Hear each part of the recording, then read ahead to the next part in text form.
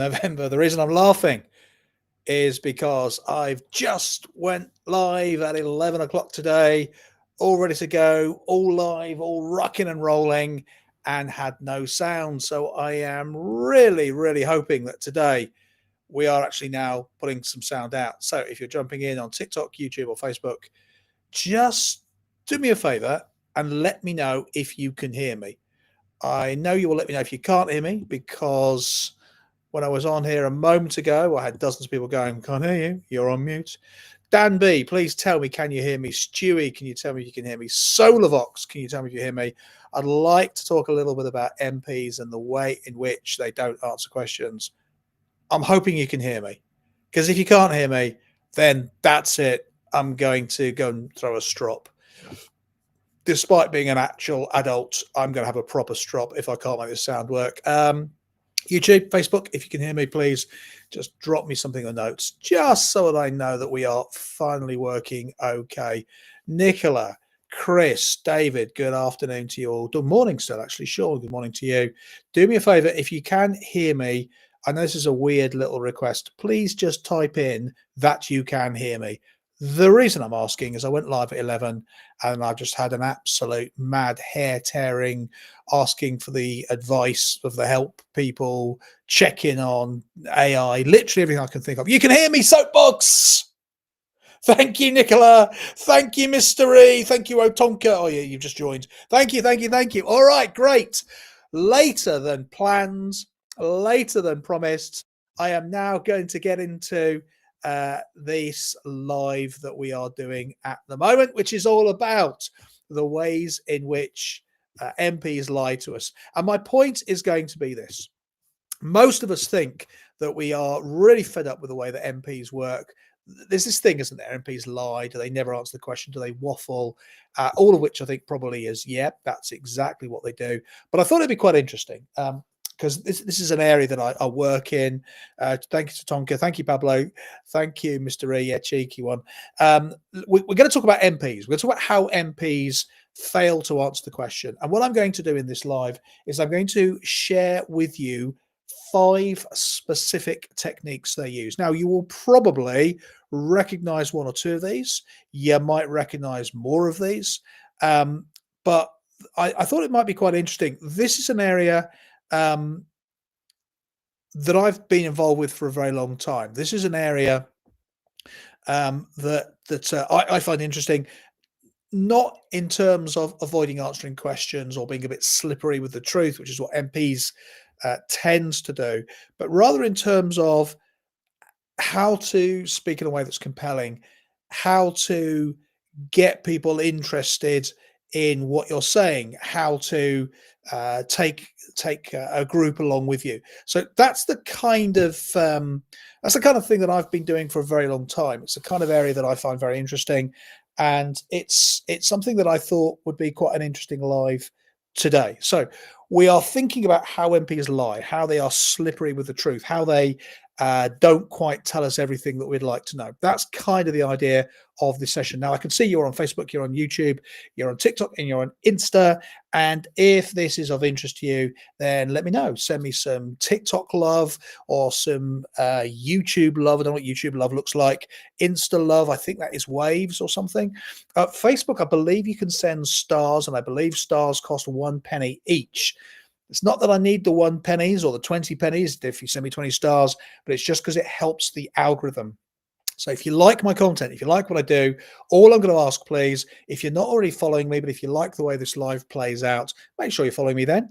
Also, please join in with the questions and the comments and the observations. I'm going to talk for a bit first, though, because I'd like to share with you just a few thoughts and ideas about how people do this. So we're going to talk specifically in this live about 5 techniques that MPs use in order to avoid telling you the actual answer. And these you may have heard of, you may not have done, but let's go through them one at a time. So the first one's called pattern interrupt. If you've ever come across NLP or covert language control, if you've ever studied anything about hypnotic language patterns, you may have come across a couple of these. But a pattern interrupt is where you, back in the room, please, focus on me. Now, There's lots of great ways that you can use pattern interrupts. I use them all the time when I'm working with clients, when I'm working with my corporates, when I'm working one-to-one. So one of my favorites ones is, here's the thing, right? So if I'm talking, or if I'm answering a question, or if I'm speaking for a long while, and I just want that interruption to the pattern, what it does is it just resets the brain briefly, a microsecond. Here's the thing. And when I say that, if I'm talking to an audience, they have that moment of queuing back in. If somebody asked me a question that was mildly tricky, I might start it by going, oh, here's the thing. And then I start to talk about my answer. And the reason it helps is, in that split seconds, you have the opportunity to take the answer into a slightly different direction. Now, I don't use it to do that, but I might use it to give myself a few moments thinking, or if I want to give a fuller answer to the question. But MPs, we can see, use this all the time. Now, as soon as I say this, you're going to know exactly the one that I'm talking about. So at the moment, Labour, their favorite one is let me be clear. They will also say, I've been very clear. He's been very clear. We've always been very clear. But let's talk about Labour currently with the let me be clear. So you say to an MP, did you think that raising tax would help growth in the country? And the MP might start, let me be clear.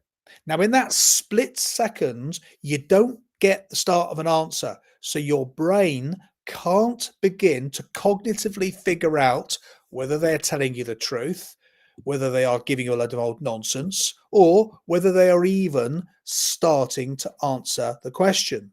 So instead, they go, let me be clear. And then they start to talk about something different. Now, some people call this a pivot. In fact, Tony Blair used to call this a pivot. Tony Blair's pattern interrupt was look. And Tony Blair did it quite well. Regardless, this is not a political thing. Tony Blair did this quite well. He'd go, look. And at that moment, because it was a direct instruction, often somebody interviewing would go, there's a split second. If it's a room full of people and somebody said, oh, I'm not happy about this, that, and the other, Tony would go, look. And that brief word gave him breathing space to go, what our aims have always been are da da da. And that takes the MP back to where they want to be. Now, I'm going to continue with a couple more examples of pattern interrupts. If you're just joining us, this is the slightly delayed. We're talking about how MPs use hidden phrases to see. Some people would say lie, some people would say mislead. We'll talk about that later on. How they'll avoid answering questions. We all know they waffle. We all know they sometimes are economical with the truth. But these are 5 techniques, and they learn these in media training. So it's kind of like MP school. This first one's called a pattern interrupt. And the one that MPs are really keen on doing at the moment, and they overdo it, right? You think of any time you've ever seen Keir Starmer get asked a question, his answer nearly always starts, let me be clear. If we think about all the times that Rachel's been asked a question about something she's recently made a mess of, she'll say, I've been very clear. They do this because it is called a pattern interrupt. It interrupts the flow of I ask you a question and you give me an answer. For a moment, it puts them in the driving seat and it allows them to take it into a new direction. Tony Blair did it with look. Zia Youssef of Reform, he does this all the time.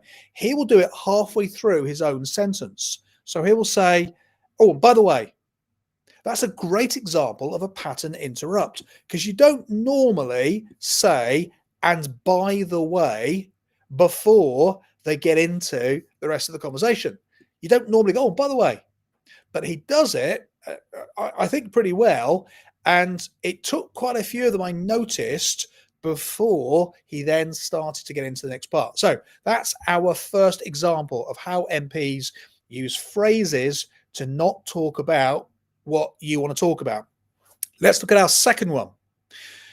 And this is called a reframe. And a reframe, if you've ever come across NLP, you may have come across this example. And you will ask one thing and they will answer something else. Now, the best example, you can see this live right now. Rachel Reeves is doing this a lot. She's done this a lot in the last 3 days. Somebody will say to her, you said you weren't going to raise the two-child cap. Now, that is incontrovertible. She did say that. Now, think about the way that most of us would answer. Yeah, but. The moment you go, yeah, but, what you're doing is, I'm going to disagree with you. This is like when you say to your mate, I'm not being funny, but, and then you have a go. Or I'm not being rude, but, and then you have a go and you're rude. So what MPs have learned, but the problem is they don't do it very well. So Rachel Reeves is not she's a good example of this technique, but she's not using this technique well. Rachel, you said that we weren't going to raise the two-child cap. And she says, often I've been very clear. That's the pattern interrupt we just spoke about. She'll say something like, I'm not going to apologize for lifting children out of poverty. Now, what she's done is you've said, why have you raised the child cap? Why are people paying for other people's children? She'll say, well, I'm not going to apologize for raising children out of poverty. Now, quite apart from the separate argument about whether giving more money to the work-shy and feckless to spaff up the wall on booze and cigs is actually going to lift children out of poverty, clue it's not. Quite apart from getting into that argument, what she's done there is she has moved the ground. She has reframed it onto something she wants to talk about. Because if I say to you, why have you just spent £3 billion of our money we haven't got to support the work-shy and feckless? And you respond, I'm not going to apologise for lifting children out of poverty. Only an absolute bastard is going to go, oh, well, I don't care about the children. No one's going to disagree with that. It's a really, frankly, sneaky technique. You want to talk about the 3 billion. I want to talk about what I think is going to be the effect of the 3 billion. Now, what a good interviewer should be doing at that point is saying something along the lines of, okay, so I'm really glad you're not going to apologize for raising, for lifting children out of poverty. But the question I actually asked you was, when you said this, why are we now doing this? And we often allow politicians off the hook. We don't nail them down on this, not literally. But this is a technique that we see all the time. Boy, quick advertising break. If you're on YouTube, Facebook, TikTok, or Insta, welcome. You're very welcome here. I'm doing the 5 language patterns that MPs use to avoid answering the questions. So number 1 was passive interrupt. We're now currently on reframe. Before I go any further, if you are enjoying this, please send me some TikTok love or YouTube love or Facebook love, which I think are called stars, but they do cost you money, or Insta love would be much appreciated. And if you're not following me, consider following me. That would be great. We do a lot of stuff like this. I do a lot of satire, but I also do a lot of how things work in terms of communication, in terms of commerce, in terms of business, in terms of money. Although I will often slate the government of the day, so currently I am slating the lefties a lot because they are dreadful. I often get whingy purple hairs messaging me going, yeah, but what about the Tories? Well, the Tories were disastrous as well. But we haven't got the Tories at the moment, have we? We got Labour at the moment. So that's what we're talking about. Right, let's get back to this. So a reframe. Talked about pattern interrupt, number 1. Reframe, number 2. Now, you used to see this. You don't see it so much. At the moment, we're getting Rachel Reeves going, I'm not going to apologise for. That's not what she was asked. She was asked, why have you spent £3 billion of our money on the work-shy and feckless? She replies, I'm not going to apologise for lifting children out of poverty. Nobody asked you to apologise for lifting children out of poverty, Rachel. And that's what the interviewer should say. The interviewer should say, but that's not what I asked you. I asked you, why are you spending £3 billion?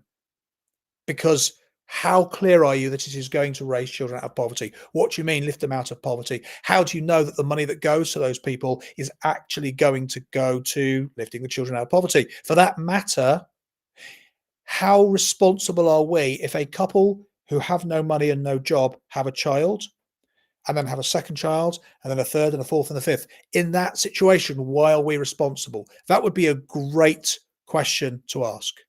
One more example on reframe before we get on to number 3. Another example of a reframe is, and you don't see this so much these days, but it'll come back, is when you go, what do you think about this? And the MP will go, I think what the public wants to know is that. So you go, MP, you have just been accused of spending £5,000 of our money on a nice rug for your office. Was that really a good spend of taxpayers' money? And they will say things like, look, I've been very clear. So there's the patent interrupt. What the public are really interested in is our records of getting people back to work, getting the NHS working, and putting more money in your pocket. That's a shabby example of a reframe. You can see the Labour lot doing this all the time at the moment. They don't do it very well. Start with a patent interrupt and then say the public want to know about getting new jobs. Public want to know about protecting the NHS. Yes, the public do want to know about that, but not what I asked you. All right, let's get on to number three. Number three is we might call it a false argument or a false choice. Again, sorry, Rachel, I've got to come back to her. Rachel and Kia are fantastic for this because, and again, in a non-political way, neither of them are very good at doing these techniques. They've obviously learnt these techniques. They have been shown them. This is standard media school training, but neither of them doing very well. So this is the false argument. And the idea is I'm going to give you the choices. And the choices are between what I want to do as the MP in charge and what you do not want to happen as either the interviewer or the electorate. And I say, that's the choice. And I'm very clear, we're back to that pattern interrupt, or I think it'd be difficult to argue that people don't want, there's our reframe. And then I put the second choice out. But what I don't do is consider the third or the fourth choice.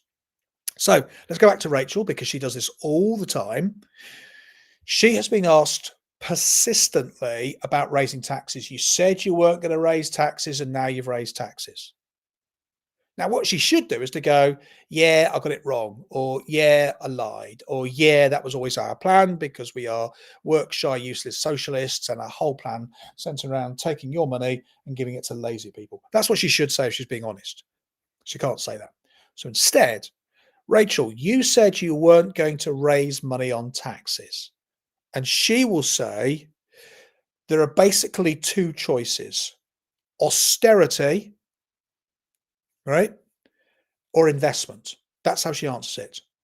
So we can have austerity or investment. And what I'm doing, Rachel, is I'm investing in playlist again, NHS, education, our young people, whatever you want, more money in your pocket, whatever you like, pick your favorite.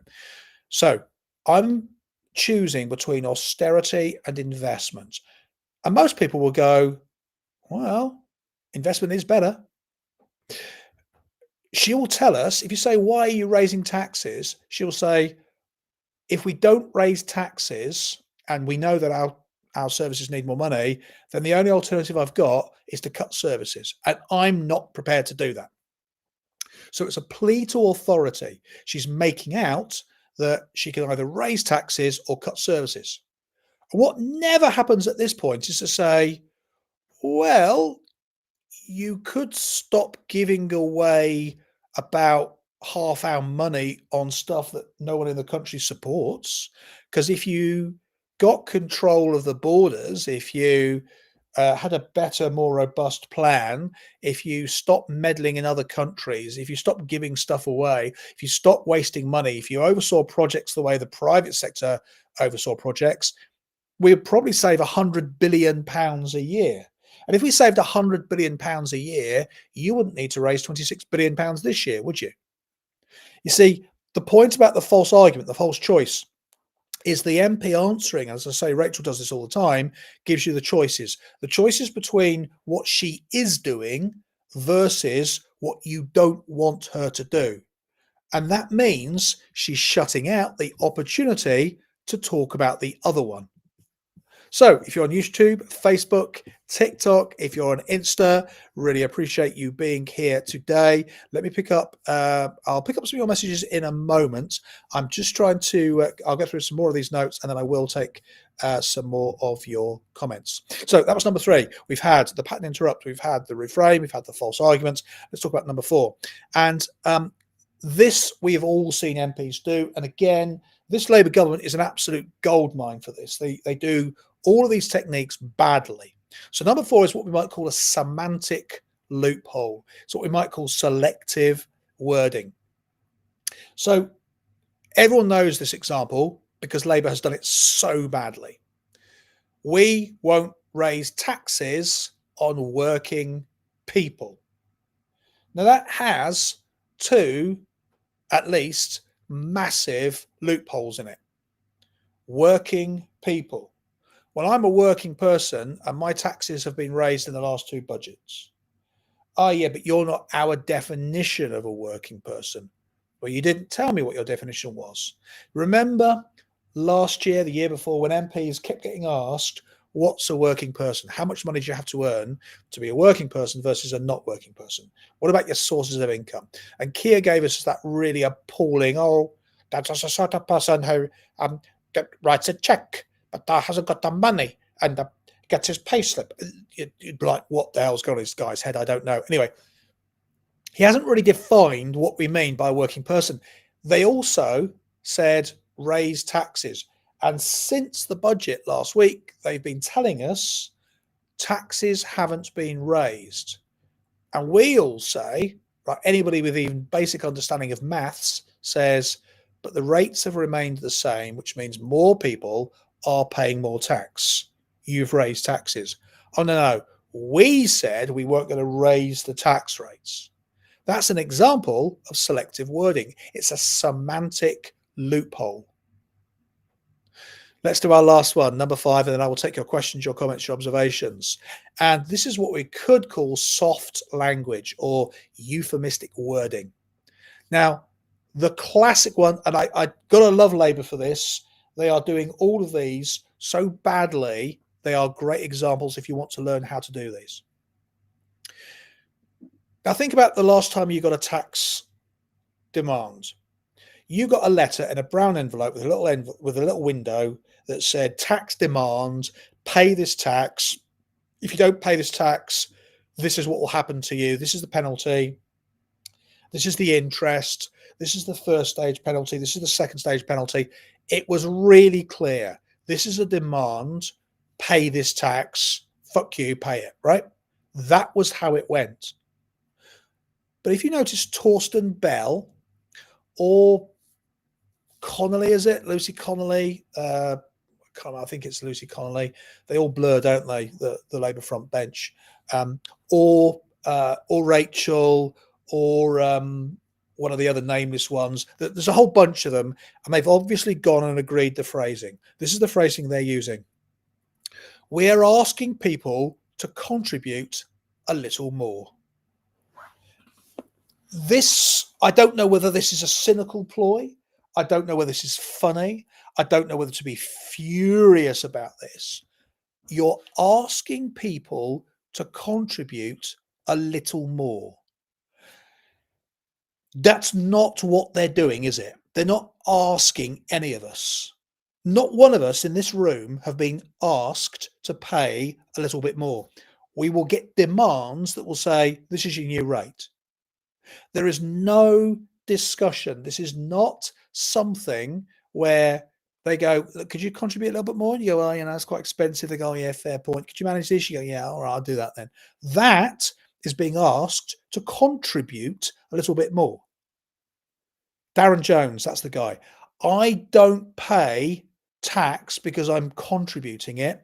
I pay tax because if I don't, the penalties are extreme. I pay tax because I'm forced to and required to by law. Because if I don't pay tax, the penalties include money and custodial sentences. This is nothing to do with contribution. If Darren Jones or Rachel or Keir or all the rest of them, this absolute shamble of shite on the front benches of this socialist bunch of ideological, commercially bland, useless people started saying, you said you weren't going to raise taxes. Yeah, well, we are going to raise taxes and you're going to be paying more money. We will be taking more money from you. If they said that, it would be brutal, but it would be honest.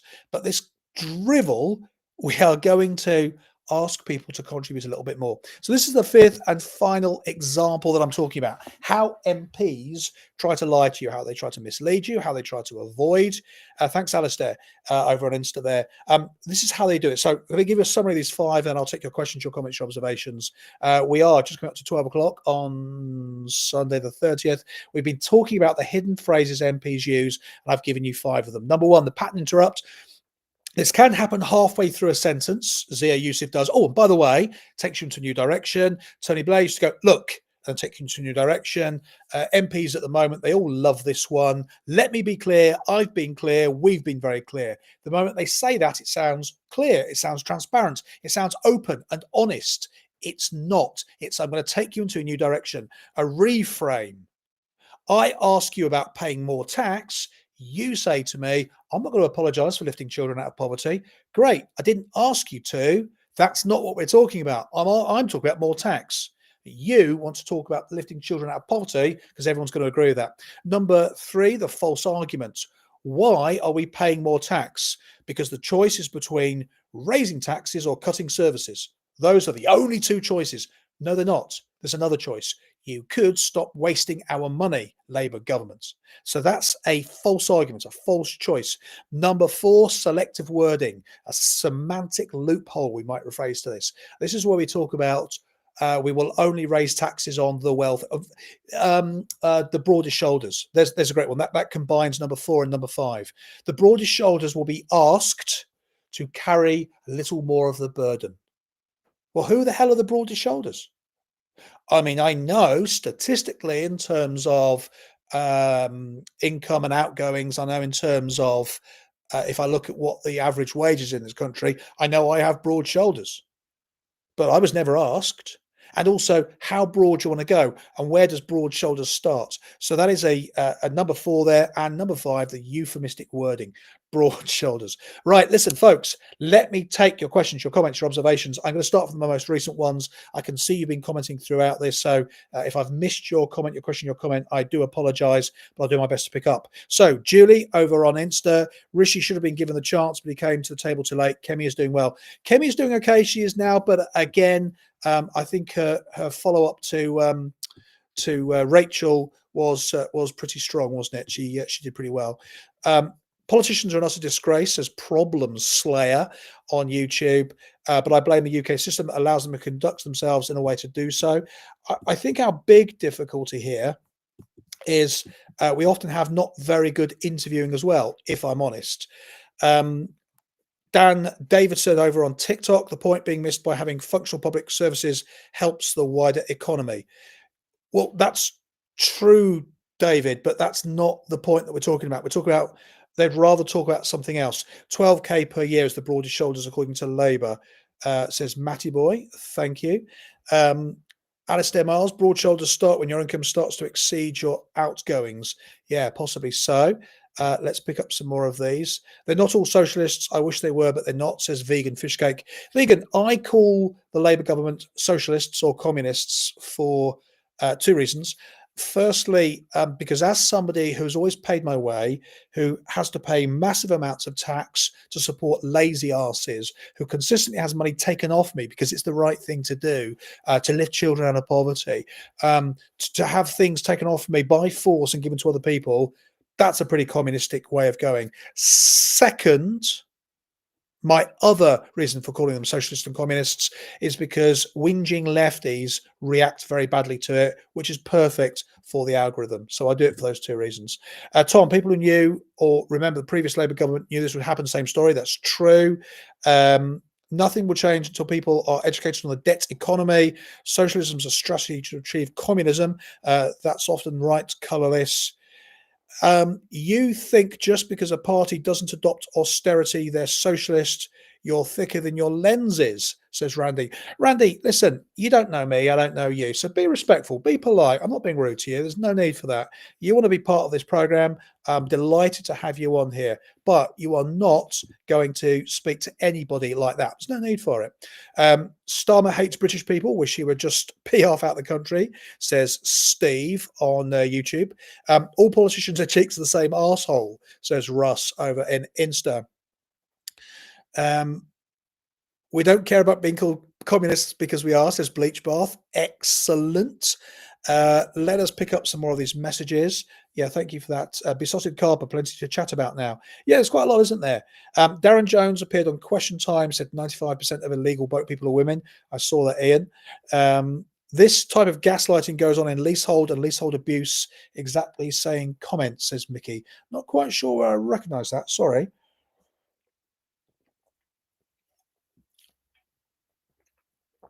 You can see the comments that the left socialists are being as nasty as the right. Not quite sure where we're going with that. Justin, I wish the balls to jack in work and claim universal jack credit. Do you really, Justin? It means you've got no control over your life if you do that. I'm not entirely sure that's the way to go, but hey, you do what you want. I admire how you never let self-awareness interrupt your confidence. So, Avner, I'm going to say that sounds a lot like a piss take. And if it is, what would make you think that your opinion matters? If it's a supportive comment, I'm not too sure how it's supportive. Mickey, Mike, me, the same gaslighting, the same excuse, the same arguments as to how to elicit funds from a framework. Um, Franca says, or Frank Kafka, no, Frank Kafka. I see what you've done there. Okay. A Jet 2 holiday is a rip-off. Okay. I agree with the leaseholder gaslighting comments, says Susie. Robin Williams said politicians are like diapers, should be changed frequently for the same reason. Thank you, Loveridge. That's all good to hear. Love your content. Thank you, Johnny Norris. That's very kind of you. I love your comment. Much appreciated. We are going to run for another 3-4 minutes. I'll take your questions, comments, observations, and then I will bring this live to a close. Thank you all for being here, by the way. But let's pick up some more of your questions and comments. Dan, public services are about 80 to 100 billion short of funding, so we need to raise more money. Dan, do we need to raise more money, or do we need to spend the money we've got a lot better? I'm going to argue that if you ever go to a hospital and look at pretty much any nurse's station, you'll see nurses stood around, largely chatting, drinking tea, and on their phones. Now, this is not to disregard the good nurses, the hardworking nurses, nor to disregard the very difficult conditions that people within the NHS sometimes find themselves working. But that shouldn't be happening. If you look at cleaners in some NHS trusts, you'll see literally they operate at quarter speed. They walk into a room, they kind of wave a mop the middle part of the floor, then drift off elsewhere. If you go to any sort of A&E type operation, you'll see a lot of staff moving at half speed. I don't know how this is possible. I'm not saying they should be racing, but I am saying they ought to be operating better than they are at the moment. Butterworth over at Insta, why are the ones asking the questions not trying to counteract the bull answers? Are I on the same side? Butterworth, I don't think they are on the same side, but I think there's a difficult balance. I think some of them aren't very good. I think that's true. I think some of them are trying to operate to very tight time schedules, and actually they know that most of us can see what's going on. But I think the other reason is one of access. If you're trying to maintain your progress as a channel, you need the big names, and the big names can easily say no. So that's what I think is going on. Julie, with your comments about nurses, I'm from procurement, see too much waste with no KPI targets. Absolutely. Not a piss taker like your style. Thank you, Avner. Just want to check. You have a rare gift of making people feel better about themselves. Avner, I think the problem I get is, and apologize if I misread your text, it's always the problem with text, isn't it? You can't sort of see the tone behind it. Is that quite often people do come on and have a little bit of a snip and a snap. It's like, what are you doing? Why are you doing that? Don't agree. That's fine. But I've noticed on Facebook, on Facebook a lot, there's some really unpleasant comments. So I'm reporting far more people on Facebook than I have previously on other channels. I don't think I've ever been shut down by an MP. Don't even think I know any. I know some councillors, says Big Frank. Hello from California. Hi to you. That's Bill Does Met. Hi. The main problem is that many wards are agency staff, which cost more, says Sam. People over the age of 60 shouldn't be able to, vote? People on Facebook don't work, says Pretty Flamingo. Who knew? I'm new to Facebook. I've only been on it for about a month. I'm not going to bring you into my live there, Margaret, or is that Howard? Apologize. I'm kind of winding up the next few minutes now, but I do appreciate everybody being here, and I do appreciate those of you who are following, commenting, liking, and all those things. If you are on Facebook, just do me a favor, all right? Because there are 7 of you on Facebook. If you're on Facebook, just consider, please, finding the button that sends me some stars. Full disclosure, it costs you a penny per star. Actually, I think it costs you a cent per star. So if in the UK, what is that? Three quarters of a penny or something. The reason I'm asking is it helps the whole algorithm for me on Facebook. I've only been growing on Facebook for the last month, since the 31st of October, and that's apparently one of my tasks. I did 35 years in the civil service, easy street, 100% could work harder, and loads of ways, says Justin. I think that's what we all think. So thank you for that. My wife was in hospital recently. I spilt some water on the floor. I asked for a mop. I was told where it was and told I wasn't allowed to use it. Yep, that sounds pretty much linked up. Builder's Matt is Macron's wife. I don't know, don't care. Reform all the way, says Ian. How much would you cut tax by? And universal free childcare is billions. Um, People would have to work, they'd pay taxes, and fewer people would claim. Yeah, that's kind of my view on that, Flamingo. I think we should be taking less money off people in taxes. I think we should raise thresholds in line with how they should have been raised for the last however many years it is, 2021, 4 years, 5 years. I think we should lower tax rates. We should remove a lot of universal credit support. Because if we did that, more people would have more money who are around the thresholds, which would cost the country a lot less, would mean we wouldn't have to get the government involved to be allowed to keep some of our own money, which would make far more sense. And this last bit's slightly controversial, but let's go there. Um, Better employees will get more work at a better price. It is true to say you can raise minimum wage as much as you like. You can, and Labour will, and they will try to take the credit, even though they do literally nothing for it. You can raise it to £100 an hour, but all the jobs above it will have to have their rates raised. All the prices will have to have raised. All the prices then that run the entire economy will have to raise. So you're not actually any further forward. You're better to remove these arbitrary targets that governments put in because they don't know what they're doing. When governments mess with markets they don't understand, we all suffer. If you remove this, here's what happens. Most average people will find a reasonable starting wage and can work up from there. Better employees will be able to start moving up and will be more interesting to the employer, so they will get paid more money. However, the very poorest employees, those who can't be asked, those who have nothing to offer, those who don't want to develop, they will probably get paid less. That is, I'm sorry to say, the way it has to work. Putting an arbitrary lower limit on distorts everybody above and makes nobody better off.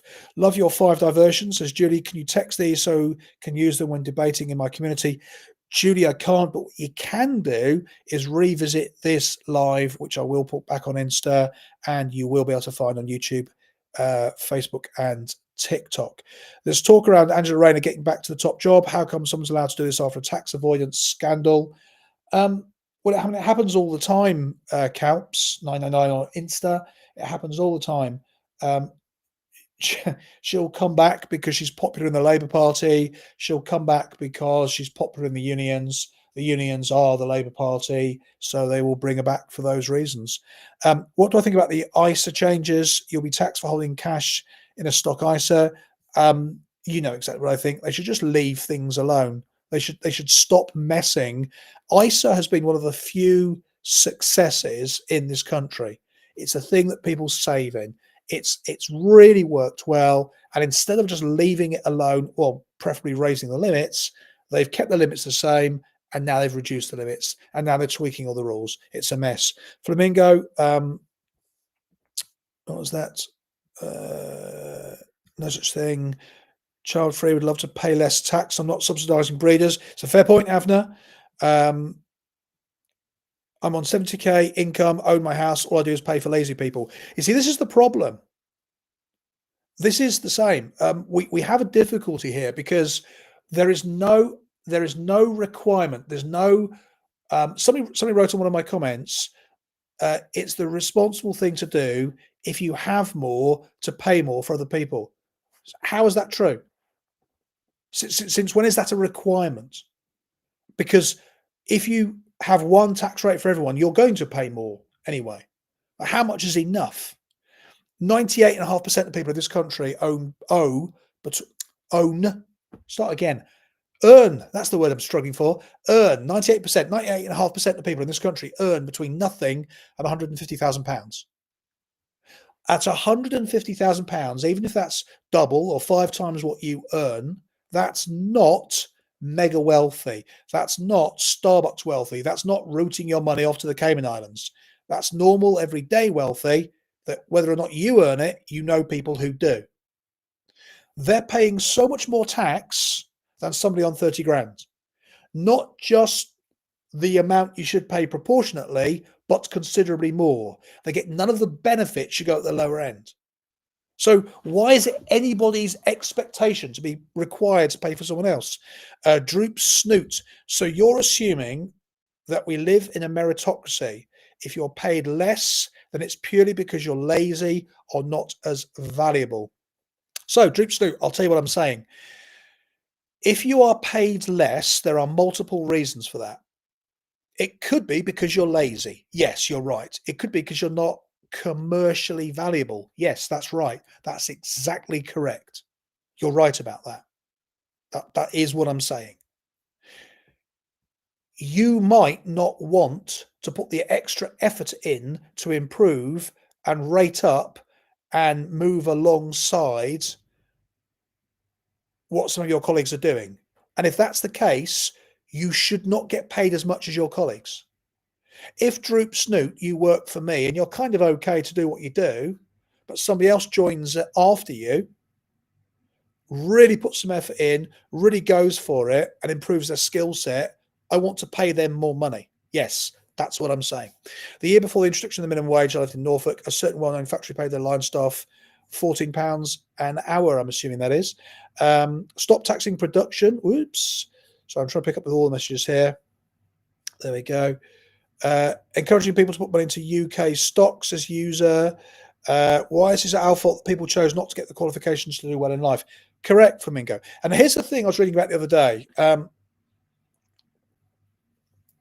Two people, one works through life, one does not work through life.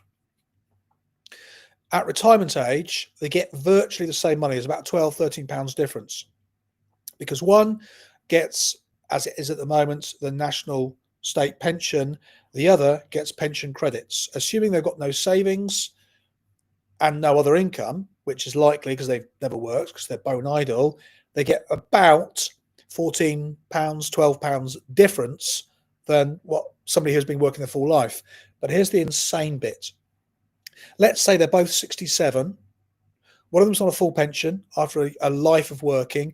The other's on just under on pension credits after a life of doing fuck all. They both decide to get a part-time job down the local pub. The person on pension is going to hit the tax limit immediately because their pension is treated as taxable. The person on the pension credit has still got the full allowance left because that is means tested. So they've still got the full £12,000 they can earn before they're taxed. We are literally rewarding the bone idle. We are rewarding those who can't be asked. If you want your toddler in a supermarket to behave, you don't give them more chocolate. If you want stupid, feckless, work-shy people to stop popping out babies, stop giving them money to popping out babies. They're going to need a conversation. They're going to need to learn something about life, aren't they? £40 an hour after minimum wage came in, they paid all new hires minimum wage. Damien, exactly my point. Ignoring inflation even, they still pay less than they did in the middle of the 90s once you factor in inflation. That's exactly my point. Listen, universities were allowed to put in a maximum amount to charge for education, for tuition fees, and they said, "Oh, we think that this will be that some of the best ones will assume this. Some would that's new the new rates. That's what everyone charges. That's how it works. We need less people sitting on cash and investing," says John. "I've always said it flat rate, the taxation system flat rate 20. Absolutely. What's the point in working a minimum wage?" says Darbs. What do you mean? What's the point in working it? You want money, right? Or are you saying there's no point? My friend is on 100,000 after all taxes at 68.5. Tony Baloney, my point exactly. It's as if they're encouraging people not to work, appealing to the Labour voter. That's exactly right. Julie Tebbett on Insta, it's not aware. It's not fair at all. Do I think university is worth a debt? Ian, I don't think it's been worth a debt for probably a decade or two. Accepting the small series of jobs where you have to get a degree, no, I don't think it is. More children, people have more future workforce, surely, says Dan. Right. But why is that anybody's responsibility, Dan? It's a response. If you have a child in life, if one has a child, it is your responsibility beyond everybody else's. That's your responsibility. Droop, I see your point, but you're assuming also that most employers are reasonable and will pay proportional to efforts. In my experience, most businesses want to maximize shareholder payout, not wage staff. So, Droop, picking my words carefully, in some people's experience, employers are not reasonable and will pay the minimum they can. That's correct. But that is generally people who are seeking low value work. Let me explain what I mean. If I want to get a job stacking shelves, nothing wrong with stacking shelves, but if that's a job I want, if I want to get a job doing a midnight clean somewhere, factories, offices, the wage is always going to be the wage. And the reason is lots of people can do that job. That's it. However, if I'm a quantity surveyor, doesn't matter how much businesses would like to maximize their shareholder value, I have a value as a quantity surveyor. And because there's a limit of the number of me, because it's a hard ass job to get, then my value stays high. Let's go back to the other end. If you're a cleaner, but you are super engaged, super enthusiastic, you get there early, you're always saying, "Yeah, I'll do that. Don't worry, I can help that. I can help with that. Yeah, another shift. Yeah, I'll take that." You're going to be offered more money, more opportunities, and more chances than the guy who shows up on the dot, leaves the moment the clock ticks, does everything at half rate. So it's not just the business, Droops. No, I can tell you from a business perspective, I've run businesses for over 30 years. I will take somebody who's engaged, switched on, wants to work, wants to develop, wants to do more than somebody who's half-assed. I will absolutely prioritize hiring them over one of a million, lazy guy, loads of them around. I'd much rather take the guy who hard work. So it's not just businesses. People have this idea, why should I work hard when I'm only getting paid X? You're only getting paid X because you're not very good at it, because you can't be asked. That's the reality. So children should grow up in poverty, says Mike W. Didn't say that, Mike W. This is a classic example of what we were talking about earlier on. It's a completely separate argument. The corporate company I work for gives so many benefits. Workers take advantage. So many employment laws make people lazy. That's true. Companies are employing more HR people to make sure they don't break the law, says Julie. That's true also. Shelf stackers add value, shareholders do not. Well, there we go. My point is quite often low wage jobs do not get pay increases even with inflation, which is effectively a pay cut. Often shareholders' dividends outstrip inflation. No, Droop's not. That is your point. And with much respect and love, your point sounds like, I'm not saying it is, but your point sounds like you are somebody who's not getting very high value work. And I mean that with respect and love. I'm not having a pop at all. But if that's the rate you're at, that's the work you're going to get. During most of my 20s, and this is what I'm saying, it's a really respectful phrase.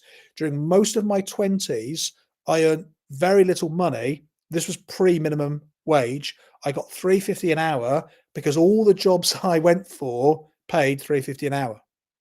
Now, when I started to redefine what I was offering, my wage started to climb. And then no matter how tough things got, no matter how much people would like to pay less, if they wanted me, that was the wage. That's the absolute difference. As for shareholders not offering value, I'm sorry to break this to you, but where do you think the money for everything comes from? It's a very small mindset. Again, I'm not having a go at you. A lot of people share this idea. I do the work, I do the shifting. Yes, but if I could replace you today with another one and it would take them 10 minutes to learn what you were doing, honestly, I'll do that. As a shareholder puts actual money and value in the business. If you don't do that, okay, you're a professional mechanical engineer, still empathize with those who are paid much less because I see the reality. Okay, that's great. I'm delighted to hear that. I don't think you necessarily then see the reality that businesses see. So you say you're aware of this. I have worked with business owners and have run businesses for 30 years. I don't know of any business that's always trying to drive down value. No, it's not all collectively, Droops. No, I'm sorry. You might be a very well paid professional engineer, but I think your kind of lefty view on things is colouring the reality of commercial life. That's I think probably where we're seeing some disagreement here.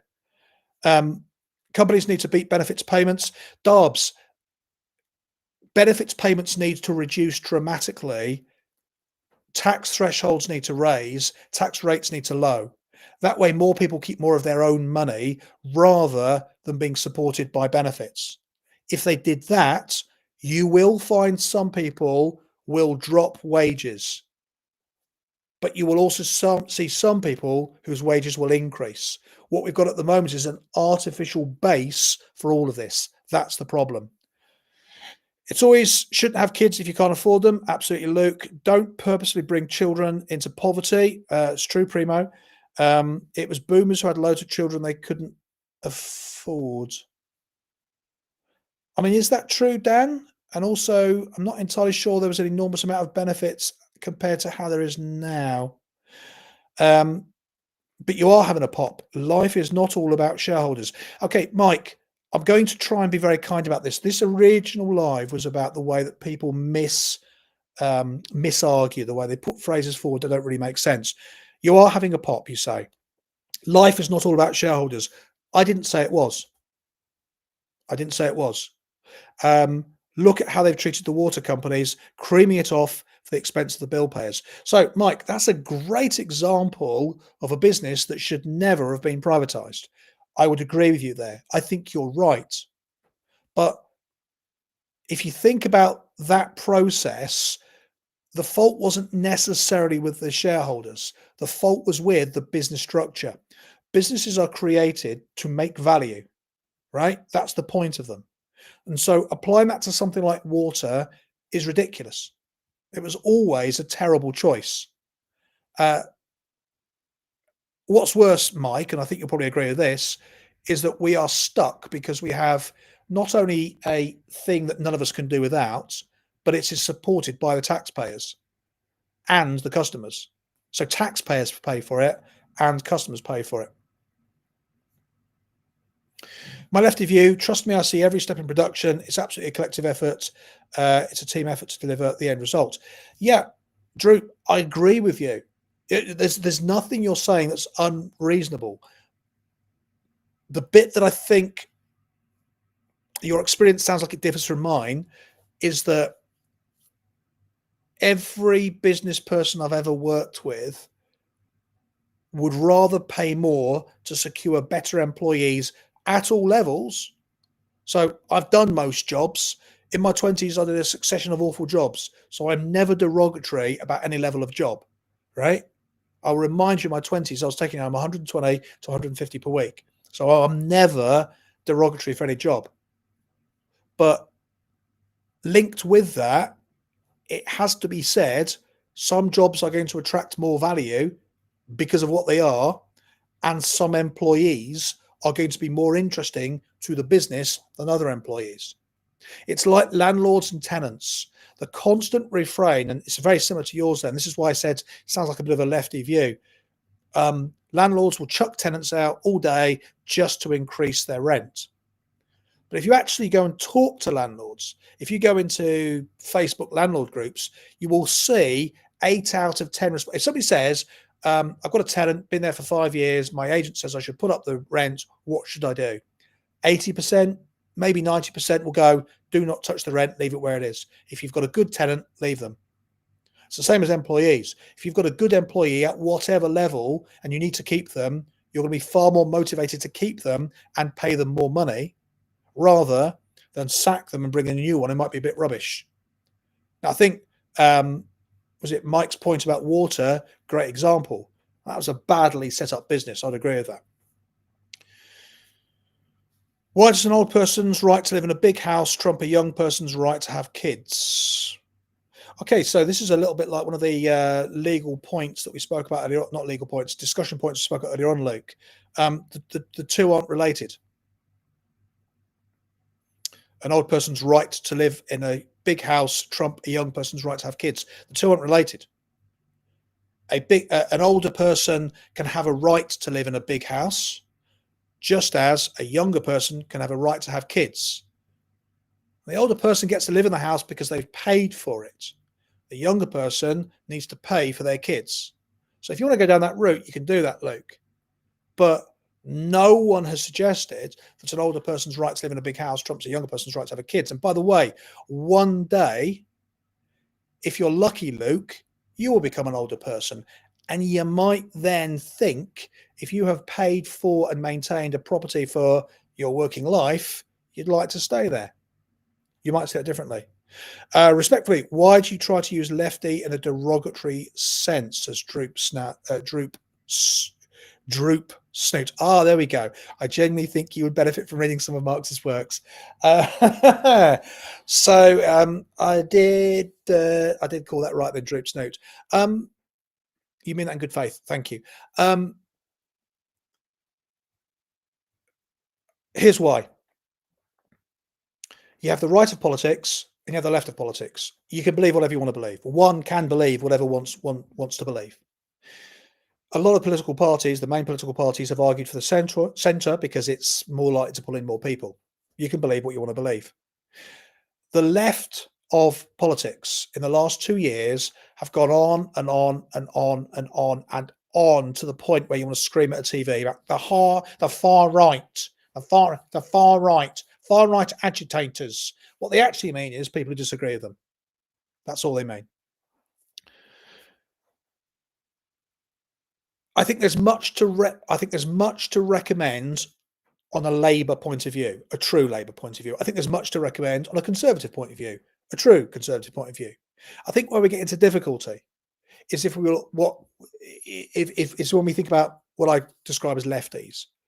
People who can't be asked working, who think other people should pay for them, people who think that the wealthy should be punished. We have a bunch of lefties in government at the moment that think the wealthy should be punished. People who think everything can be solved by the state. People who think the state should be bigger and bigger and bigger. People who think that more and more money should be handed out by the state. That's what I mean by lefty. And that's why I refer to it in a derogatory sense. The Speaker of the House needs to be on top of the diversionary tactics at PMQs, says Susie Q. Let's pick up some more messages from TikTok, and then I'm going to close this up. Bon Boy, hi, Graham. We all know this government was merely a protest vote. Yeah, that's true, Bon Boy. It was. Nobody really wanted Keir and Rachel. Let's be honest. We can tough it out. Let's hope so. Who knows? Workers seem to be paying child maintenance or subscription service for kids that aren't their own. James, I think you're right. This is one of the things I don't like about the lefty approach. Well, Droops, that we do. I mean, Torsten Bell, terrible. Let's have a wealth tax. Let's put taxes on bigger houses. Let's tax people for driving electric cars. Hang on, I thought we had to have electric cars for your own green agenda. Oh no, we're not going to pay that. Is that because wealthier people drive either? Got it. Okay, this is the plan then. We are paying for children that aren't ours. There is no reason for that. Norway kept their industry and a trillion wealth fund. We sold ours and they made 800 billion. Boomers were born when there was rationing. They clearly couldn't afford them. Many people can't afford children and want to bring them to this troubled world. Norway is literally where we could have been, but we're so short-sighted. Very good impression. Thank you, Ross. Yeah, you see, yeet, mum. This is it. I mean, this is the problem. Um, Labour have a habit of picking on policies that are going to get very little support. So if Labour, same as the last Conservative government, keep hammering landlords aren't going to get a lot of support because people don't like somebody else doing better than them. It's not that, it's hoarding properties. You don't even know what you mean by hoarding properties. They don't add any value. Well, they do. They offer you a service. They don't build the house, do they? Well, Tesco's don't grow potatoes. You don't moan about them. Yeah, but the thing is, you have to have a house. Well, you have to have potatoes, and the list goes on. Um, oh no, £2,000 for property is worth 2 million. It's £2,500. You eat, mum. And if you want to argue fair, if you want to argue fair, fair applies both ways. I'm going to drop out now. Cheers, Drip Snick, for being here. It sounds like you have your view of Lefty from the Murdoch Media Group empire. Read some actual literature and right. I've got to ask you, Droop, before you go, why do lefty whingers always assume that people who criticize them must have got their ideas from somewhere else?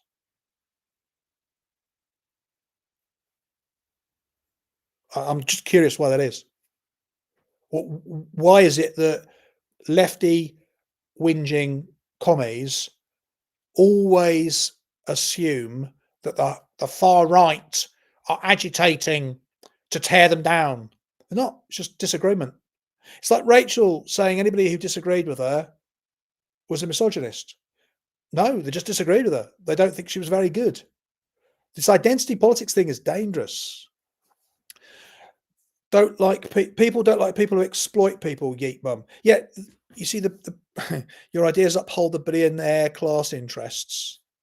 Um, Yeet mum. I mean, I don't even. I'm sorry. I don't even know how to deal with that. Sorry. Um, your ideas don't support the working class interests. They support the ruling classes. Okay, where are the ruling classes going to live if they don't have somewhere to live? Yeet. They can't get a mortgage. They can't. Oh, that's because the landlords have bought all the houses, isn't it? The landlords have bought them all. They haven't, love. They haven't. Yeah, but they have because they buy them and all the prices go up. If all the landlords sold all their houses tomorrow, then there'd be a lot. The price would crash. To come down a load more. Look, if properties dropped 20% in value overnight, which they won't do, by the way, you still can't afford it. You still can't get a mortgage for it. So what are you going to do? Yeet mum, try and keep it polite, eh? I'm being polite to you. You don't know how to deal with that because it's true. No, I don't know how to deal with your comments, Yeet. Your ideas don't support the working class interests. Well, actually, that's not true. I would like to see working class do some stuff. Stop moaning, complaining about somebody else. Do what you need to do. But tearing down someone else doesn't mean you have more money. Why would a billionaire affect your ability to make more money? I like your ideas. Thank you, Ian. How can billionaires not get a mortgage? Are you dense? Well, no, I don't believe I am, Yeet. I'm actually talking about how can somebody who's not able to afford a property at the moment buy a property just because a landlord sells a property? That's what I'm asking you. Best analogy I've seen for landlords like a blood clot, they restrict the flow of social mobility. How's that, John? If that's a good analogy, how does that work? Why you're literally defending taxes on properties worth over 2 million. Well, do you know how much has to be paid to buy a 2 million house, Yeet Mum? I'm going to assume you don't. Um, how much more tax would you like to see added to it? It's a decent question, right? Austerity crippled our economy. The poor were blamed for the excesses of the bankers. Were they blamed? I think we were made to pay for them, but I'm not sure we were blamed. Lefties turn to insults, be respectful. Yeet mum, because they control wages. Why did wages used to increase steadily back in the day when wealth was taxed at 90%? Sorry, which billionaires control wages, Yeet mum? The reason I can't answer you, Yeet, is because you're you're kind of saying stuff, and I can see you believe it. So I'm trying to be respectful to what you believe, but it kind of doesn't. It doesn't make any sense. So I'm trying to answer you, but it's just like it's like a stream of phrases you've read on a rich people are bad, poor people are good website, and I'm trying to follow it and go with you, but none of them actually tie up. None of them make sense, and none of them are responding to anything I'm saying.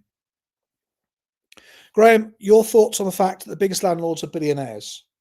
I don't have any thoughts on that. I mean, the biggest industrialists are billionaires. The biggest people who invent electric cars are billionaires. The biggest people in website creation are billionaires.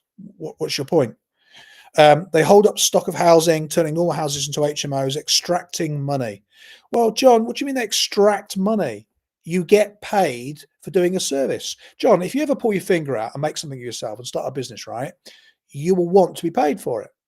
Or, unless you're going to argue you're going to give it away to everybody. And you can sit around in a circle and play Kumbaya at 7 o'clock at night. That'd be lovely. That'd be really nice. But you're more likely, if you put the effort in, to extract some of the money. It's cheaper to get a mortgage than rent month by month. Yeah, it is for up to about 5 years. You're right, John. You don't think wealth inequality isn't a problem when it clearly is. Why is it a problem, Yeet Mum?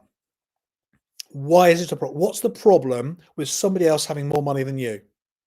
Why does your I mean, I don't know if I assume you're envious, or do you have a more noble reason why it's a problem? Um, you don't support the working class. It's sad, really. What do you mean I don't support the working class? That's no link to the previous bit. This is what I'm saying. I'm trying to talk to you here, but whereas Droop Snoot earlier on would say something, we would talk about it, go back and forth.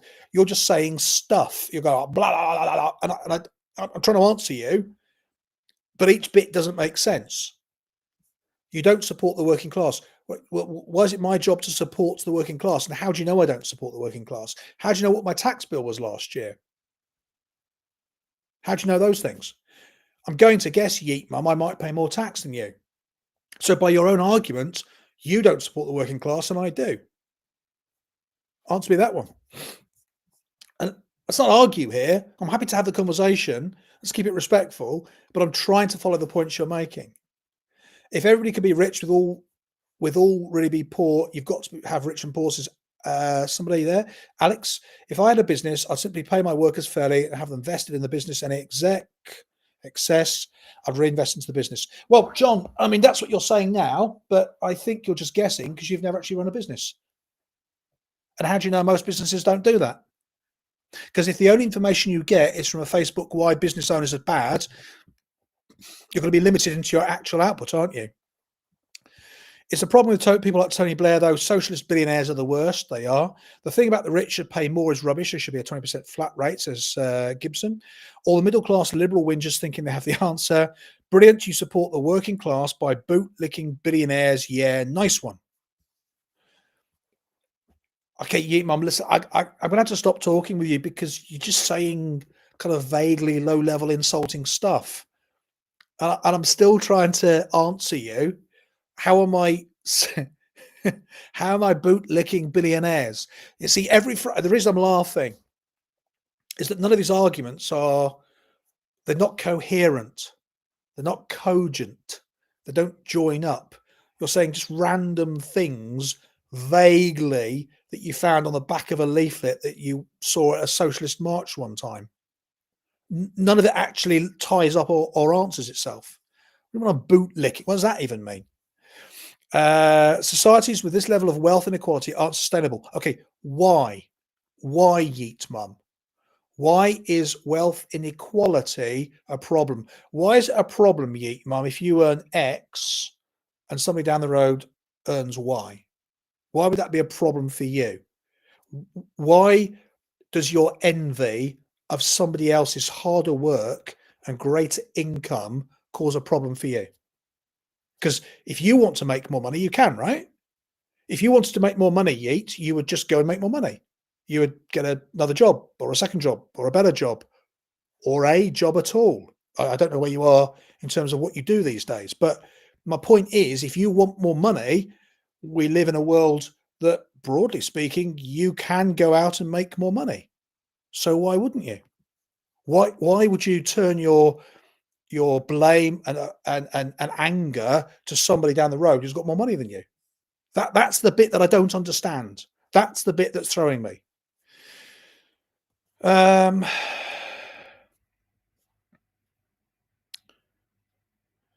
Graham, when China got rid of their landlords, was that a tragedy? I don't know. I don't know what happened when they got rid of their landlords. I got a dip. Enjoy debating. It's good to let ideas flow.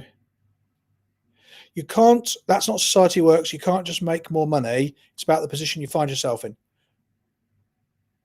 Right. So I mean, you can make more money, can't you? It's not about envy or anger. It's about having a successful society. Our society as it stands doesn't work. No, our society doesn't work. You're right. I agree with you. Listen, we agree. Well, hey, right, I said 40 minutes ago I was going to finish in 2 minutes, but I do have to stop in a couple of minutes. You are right. I agree with you. We don't have a successful society at the minute. One of the reasons is that those of us who are productive, who create value, are required by force to hand over that value to people who do fuck all and have no intention of working. That's a problem in society. One of the problems in society is that our public sector organizations don't work very well. They have a morass of slowness, no measurement, and no improvement, nothing to make them work better. We have a political class that's appalling. We have a large number of people on the take. We have a lot of people who are happy to talk about their rights, but not about their responsibilities. So we shouldn't just help homeless people. See, this is the point.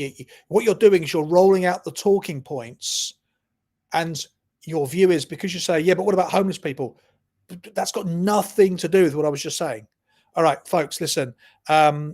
I really, really appreciated talking to you all today. Thank you very much on TikTok, Facebook, and YouTube, and on Insta. It's been an absolute pleasure working with you all. I hope you have a great rest of the Sunday with much respect and love to everybody here. I will see you all, I hope, soon. See you soon on Insta. See you soon on TikTok, on Facebook, on YouTube. Have a great rest of the Sunday and take it easy.